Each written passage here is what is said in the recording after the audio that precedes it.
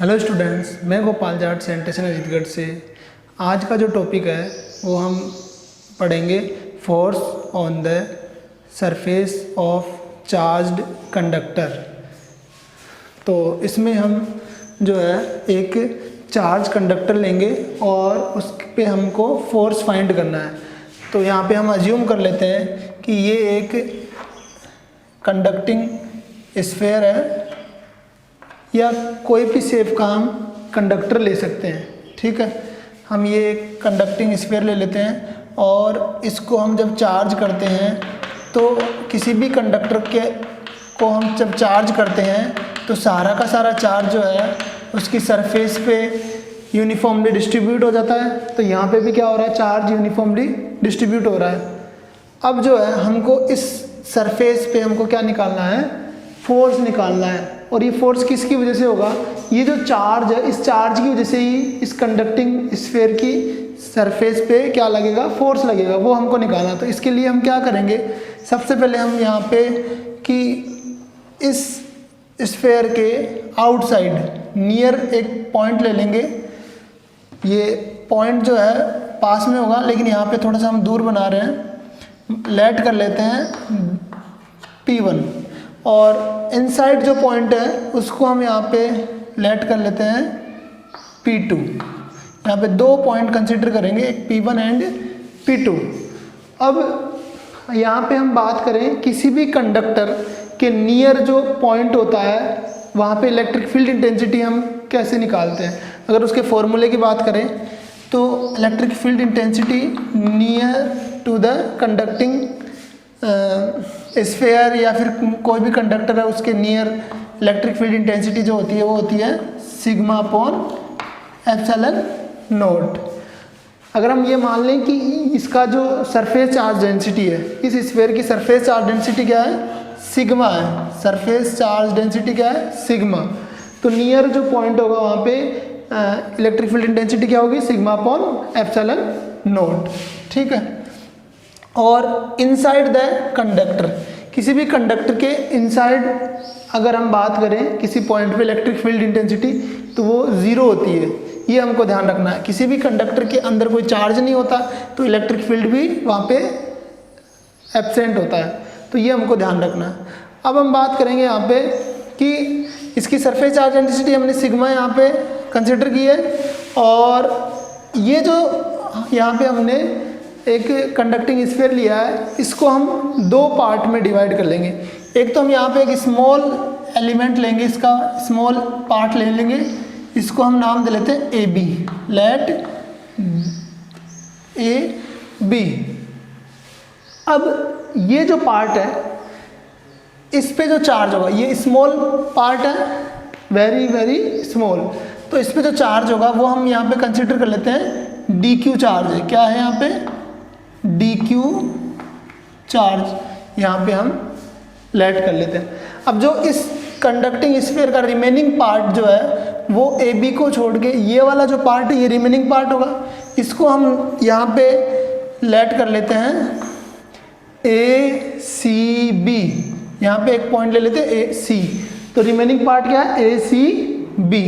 ठीक है, अब ध्यान देना यहाँ पे कि हमको करना क्या है। तो इसके लिए हम क्या करेंगे कि हम ये जो स्मॉल पार्ट हमने लिया है इस स्मॉल पार्ट की वजह से नियरेस्ट जो पॉइंट P1 हमने लिया है इस पे इलेक्ट्रिक फील्ड इंटेंसिटी यहाँ पे देखेंगे।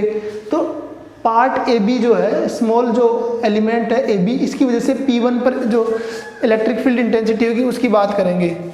अगर हम लेट कर लें कि इस AB की वजह से इस P1 पर जो इलेक्ट्रिक फील्ड इंटेंसिटी है वो है E1 और रिमेनिंग पार्ट कौन सा है, ACB, ये वाला, इसकी वजह से जो इलेक्ट्रिक फील्ड इंटेंसिटी होगी P1 पर उसको हम यहाँ पे कंसिडर लेट कर लेते हैं E2। ठीक है, अब देखो यहाँ पे ये पॉजिटिव चार्ज है तो due to positive charge direction of electric field intensity away from the charge, तो यहाँ पे इसकी वजह से जो इलेक्ट्रिक फील्ड इंटेंसिटी होगी वो P1 पर किधर होगी, अवे फ्रॉम द चार्ज, इसको हम E1 ले लेते हैं। एंड ड्यू टू ACB की वजह से जो इलेक्ट्रिक फील्ड इंटेंसिटी होगी वो भी क्या होगी, ये पॉजिटिव चार्ज है तो अवे फ्रॉम द चार्ज होगा, तो उसकी डायरेक्शन भी क्या होगी, इस डायरेक्शन में होगी E2, ठीक है। E1 जो है electric field intensity due to AB and E2 electric field intensity due to ACB, ठीक है।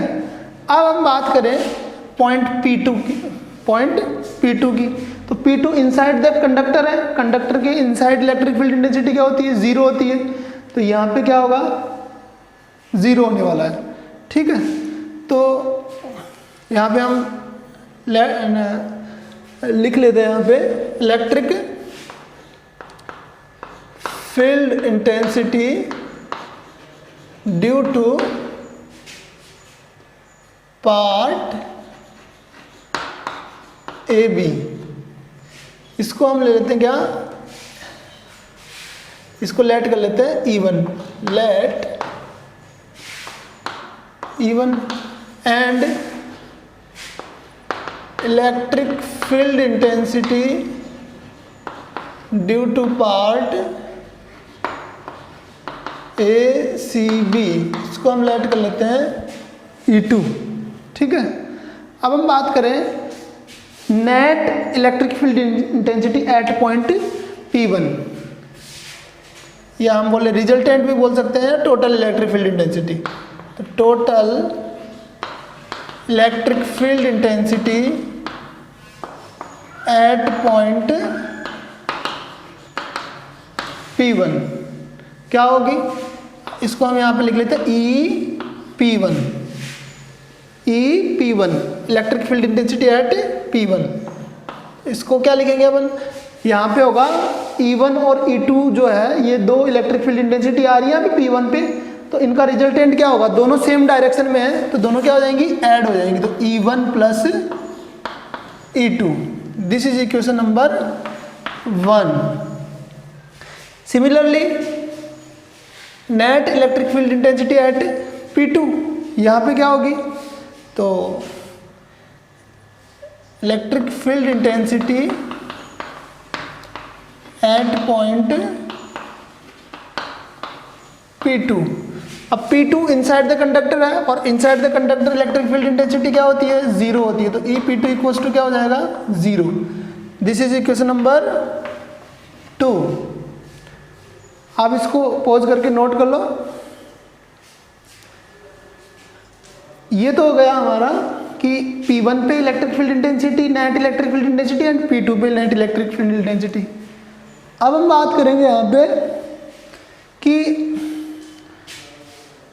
किसी भी कंडक्टिंग स्फेयर या कोई कंडक्टर है उसके नियर जो पॉइंट होता है वहाँ पे इलेक्ट्रिक फील्ड इंटेंसिटी क्या होती है, सिग्मा अपॉन एप्सिलॉन नोट होता है, ठीक है। और साथ में यहाँ पे अगर हम बात करें कि AB की वजह से पॉइंट P1 पे इलेक्ट्रिक फील्ड इंटेंसिटी हमने फाइंड की थी, तो E1 हमने लिया था और उसकी direction away from the positive charge, और ड्यू टू ACB E2 जो है इलेक्ट्रिक फील्ड इंटेंसिटी जो है वो भी क्या था, away from the positive charge. अगर इसी तरह से हम P2 पे भी अगर बात करें अपन E1 और E2 की, तो AB जो पार्ट है, इस AB पार्ट की वजह से P2 पर इलेक्ट्रिक फील्ड इंटेंसिटी क्या होगी, हम बात कर रहे हैं केवल AB पार्ट की, तो AB पे जो चार्ज है वो पॉजिटिव चार्ज है, तो due to positive charge direction of electric field intensity away from the positive charge, तो P2 पे जो डायरेक्शन होगी वो किधर होगी, इस डायरेक्शन में होगी, इधर, और ये क्या हो जाएगी इस तरह से E1, ठीक है।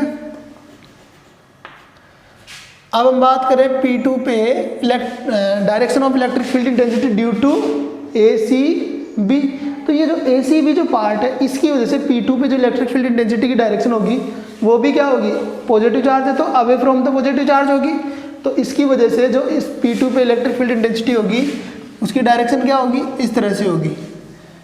इसको आपको समझना है। अब देखो ये हुआ कैसे, ऐसे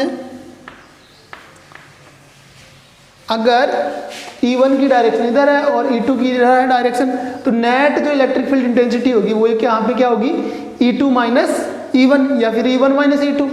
तो E2 माइनस E1 जो हम ले रहे हैं वो क्या आना चाहिए, क्योंकि E2 माइनस E1 क्या है, electric field intensity eight P2, वो किसके इक्वल आना चाहिए, 0 के इक्वल आना चाहिए।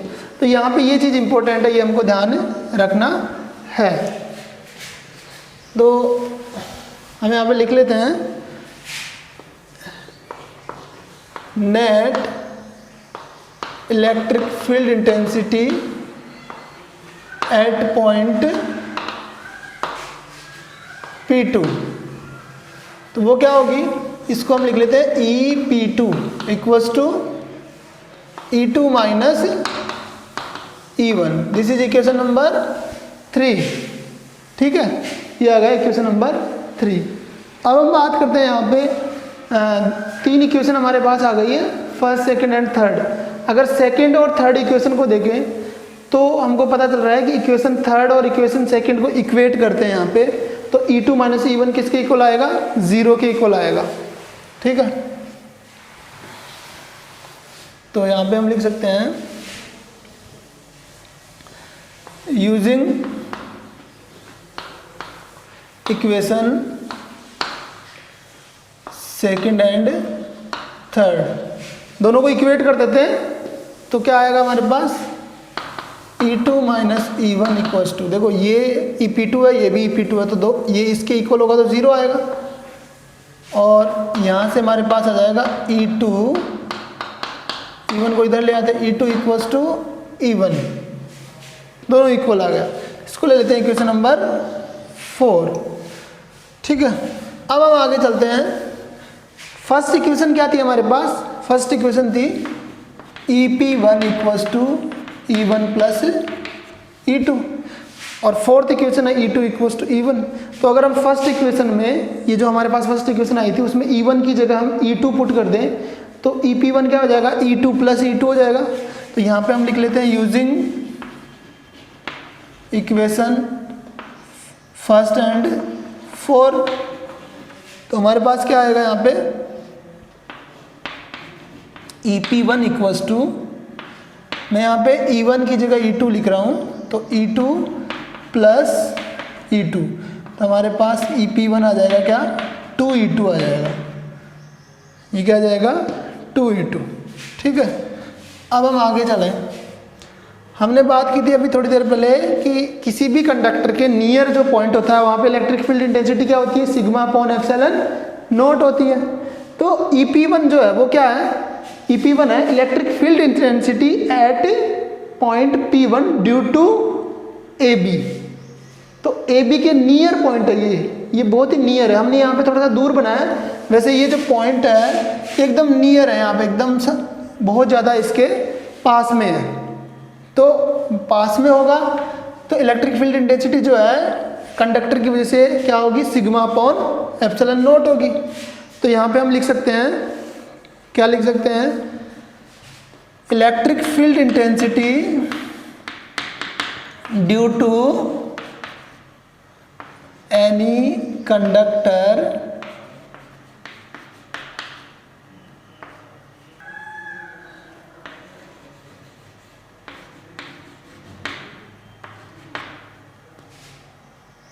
Eight nearest point, at nearest point. यहाँ पे क्या लिखेंगे, electric field intensity due to any conductor at nearest point, वो क्या होगी, सिग्मा अपॉन एप्सिलॉन नॉट।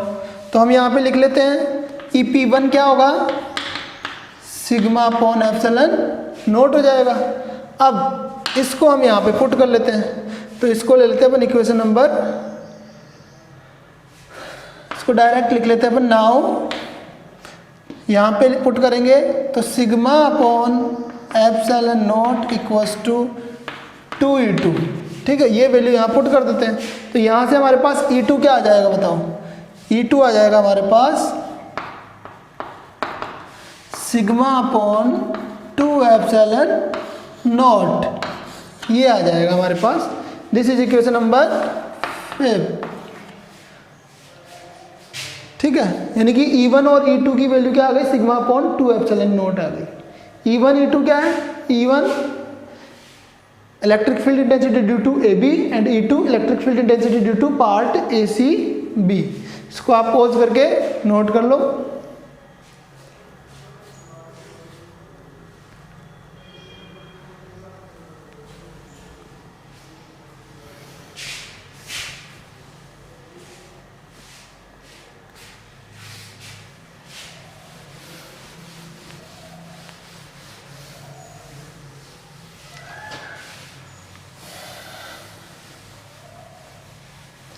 अब यहाँ पे आपको समझना है, देखो ये हमने स्मॉल एलिमेंट लिया है, तो इस स्मॉल एलिमेंट पे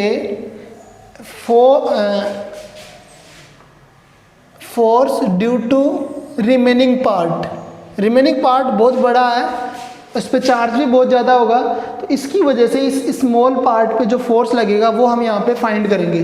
force due to remaining part on part A B. तो डी क्यू जो है वो क्या है, स्मॉल चार्ज है, तो यहाँ पे जो फोर्स लगेगा वो भी क्या होगा, स्मॉल होगा।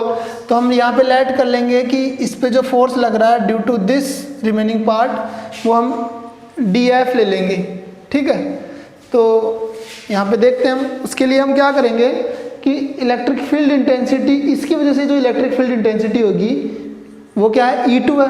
तो इस पार्ट की वजह से इलेक्ट्रिक फील्ड इंटेंसिटी जो है उसमें क्या है, ये ए बी पार्ट यहाँ पे प्लेस्ड है। इस पूरे पार्ट की वजह से यहाँ पे सब जगह क्या है, इलेक्ट्रिक फील्ड इंटेंसिटी है। अगर हम इसको यहाँ से रिमूव कर दें, यहाँ से हटा दें, तो यहाँ पे इलेक्ट्रिक फील्ड इंटेंसिटी होगी due to this remaining part, और उस इलेक्ट्रिक फील्ड इंटेंसिटी की वजह से ए बी पर क्या लगेगा, फोर्स लगेगा। तो वो फोर्स हम यहाँ पे फाइंड करेंगे। तो यहाँ पे देख लेते हम, force on d q due to remaining part.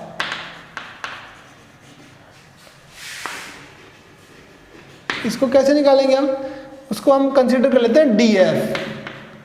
अब देखो फोर्स कैसे निकालते हैं, अगर आपको फॉर्मूला याद हो तो फोर्स इक्वल्स टू होता है क्यू ई। ये कैसे पता करते हैं हम, अगर कोई charge Q electric field intensity E में प्लेस्ड है, तो इस इलेक्ट्रिक फील्ड इंटेंसिटी की वजह से या इलेक्ट्रिक फील्ड की वजह से Q चार्ज पे जो है फोर्स लगेगा, उसको हम लिखते हैं F equals to q E.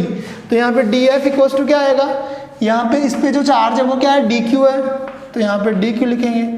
Force किसकी वजह से लग रहा है, इस रिमेनिंग पार्ट की वजह से, तो इसकी इलेक्ट्रिक फील्ड इंटेंसिटी क्या होगी, E2 होगी। तो यहाँ पे हम क्या लिख लेंगे, इनटू E2 हो जाएगा, ठीक है। अब हम बात करें E2 की, तो E2 क्या है, सिग्मा अपॉन 2 एप्सिलॉन नॉट। तो यहाँ पे पुट कर सकते हैं हम D Q into sigma upon 2 epsilon not, ठीक है।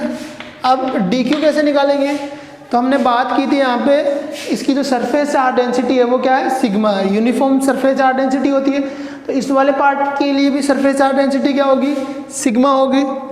तो सरफेस चार्ज डेंसिटी का फॉर्मूला क्या होता है, अगर हम बात करें तो ये होता है यहाँ पे sigma equals to surface charge density जो है वो क्या होता है, चार्ज अपॉन एरिया। तो इस पे जो चार्ज है वो क्या है, डी क्यू है, वो क्या है, डी क्यू। और ये स्मॉल एलिमेंट है तो इसका एरिया भी स्मॉल होगा, तो हम कंसिडर क्या कर लेंगे, स्मॉल एलिमेंट एरिया के लिए डी एस ले लेते हैं। यहाँ पे क्या ले लेते हैं, डी एस। तो हम यहाँ पे लिख सकते हैं this is for A B, ठीक है। तो इससे हम क्या यहाँ पे कंक्लूजन निकालेंगे, डी क्यू जो है वो क्या आएगा, डी क्यू हमारे पास आएगा sigma into D S, sigma into D S आ जाएगा। तो यहाँ पे पुट करते हैं हम D F equal D Q की जगह sigma D S into sigma upon 2 epsilon not.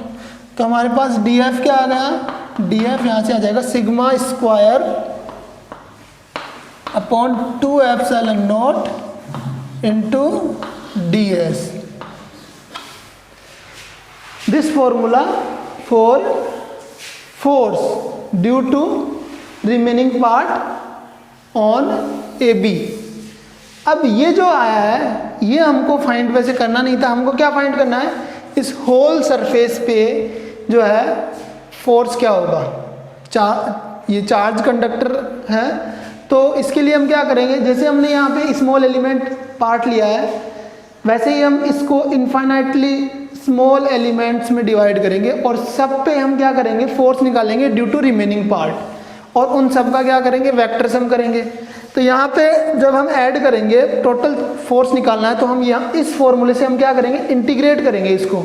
Total force जो होगा वो क्या करेंगे, इसके इस फॉर्मूले से इंटीग्रेट करेंगे। इसको पॉज करके आप नोट कर लो।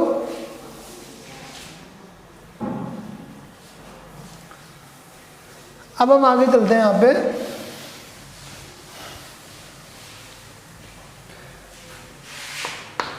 Total force on the whole surface, on the whole surface क्या होगा, इसको इंटीग्रेट करते हैं। तो इसको इंटीग्रेट करोगे तो आप क्या आएगा, इसको इक्वेशन नंबर हम 6 ले लेते हैं। तो इंटीग्रेशन df, अब देखो यहाँ पे जो सिग्मा कांस्टेंट है, एप्सिलॉन नोट भी कांस्टेंट है, इसको तो हम कॉमन ले लेते हैं बाहर, sigma square upon 2 epsilon note, यहाँ पे क्या आ जाएगा, ds आ जाएगा। तो हमारे पास क्या आ गया, f इक्वल्स टू क्या आ गया, sigma square upon 2 epsilon note ds। This is force on the surface of charged conductor. ये फॉर्मूला हमको ध्यान रखना है, किसके लिए, फोर्स के लिए। किसी भी चार्ज कंडक्टर की सरफेस में जो फोर्स यहाँ पे अप्लाई हो रहा है वो क्या होगा, sigma square upon 2 epsilon note into integration ds। ठीक है। अब अगर हम यहाँ पे बात करें इसकी डायरेक्शन क्या होगी, तो इलेक्ट्रिक फील्ड इंटेंसिटी की जो डायरेक्शन थी हमने देखा था यहाँ पे, इस पे जो है इलेक्ट्रिक फील्ड इंटेंसिटी की डायरेक्शन आउटवर्ड डायरेक्शन में थी, और ये परपेंडिकुलर टू द सरफेस थी। तो फोर्स की जो डायरेक्शन होगी वो भी क्या होगी, in outward and perpendicular to the surface. तो पूरी सरफेस में जो फोर्स लगेगा वो सारा का सारा फोर्स किधर लगेगा, in outward direction and perpendicular to the surface. ये हमको ध्यान रखना है। अब दूसरी चीज़ यहाँ पे अगर हम इलेक्ट्रिक प्रेशर की बात करिए तो था इलेक्ट्रिक फोर्स, अब इलेक्ट्रिक प्रेशर की बात करें तो प्रेशर क्या होता है, प्रेशर होता है फोर्स अपॉन एरिया, या हम बोले फोर्स पर यूनिट एरिया। तो ये वाला जो फॉर्मूला है इसको अगर आप ध्यान से देखोगे तो ये क्या, किसको रिप्रेजेंट कर रहा है, फोर्स को, और ये ds किसको, एरिया को। अगर हम इसको इधर डिवाइड में ले आए तो df अपॉन ds क्या हो जाएगा, फोर्स पर यूनिट एरिया हो जाएगा। तो यहाँ पे इलेक्ट्रिक प्रेशर की बात करें अगर हम, इसको आप नोट कर लेना, इलेक्ट्रिक प्रेशर जो होगा वो क्या होगा, टोटल, या हम बोले force per unit area, force per unit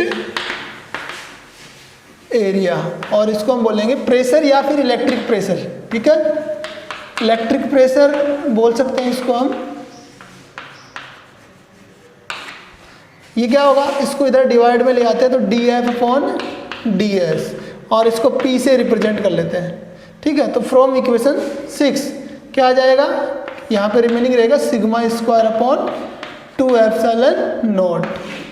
तो ये इंपॉर्टेंट फॉर्मूला है फॉर इलेक्ट्रिक प्रेशर। ठीक है, अब इसको हम और मॉडिफाई करें तो क्या आएगा, तो देखो यहाँ पे मॉडिफाई ऐसे कर सकते हैं। हमारे पास स्टार्टिंग में क्या आया था, E equals to sigma upon epsilon naught था, तो हम क्या लिख सकते हैं, देखो because E equals to sigma upon epsilon naught, so sigma equals to क्या होगा, E इंटू एप्सिलॉन नोट।